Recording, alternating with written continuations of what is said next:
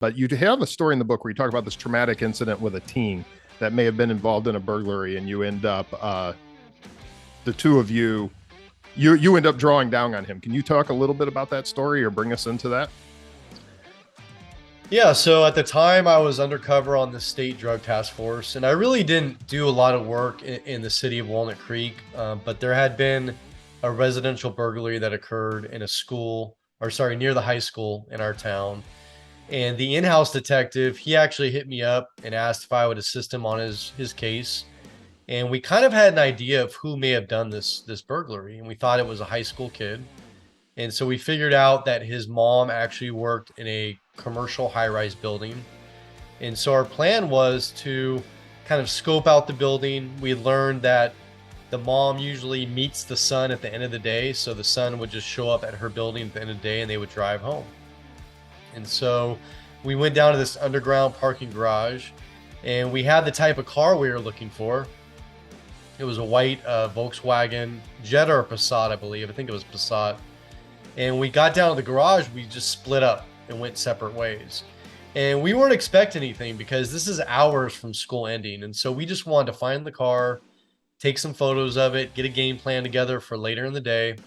And so we're looking, and sure enough, I see a car and the plate matches. The car looks empty. And literally, as I walk up to the car, that's when a head pops up in the back seat and the door starts to swing open. And, you know, at this time, I didn't look anything like a police officer. I had earrings in both ears. I had a long goatee. My head was shaved. I was wearing Air Jordans, LRG t-shirt. I mean, I looked like a dirtbag. And I remember I literally grabbed the door with my left hand. I lifted up my shirt and I had my gun and my badge there. I don't know if he saw it or not. And, you know, I didn't know if this was the kid. We thought it might be the kid. I wasn't sure if he was armed, and it was a very dynamic situation. And I didn't know where my cover officer was. He was off in the other part of the garage. And I was trying to keep it low key and just say, hey, you know, we're here to talk to you. And the kid just starts running from the car. I start chasing after. And again, I don't know if he sees me or knows that I'm a police officer. I mean, I did lift up my shirt, but I can't be for sure that he saw it. He's running. I pull out my gun. I'm yelling him, stop, stop, you know, put your hands up. And he starts reaching down in his waistband.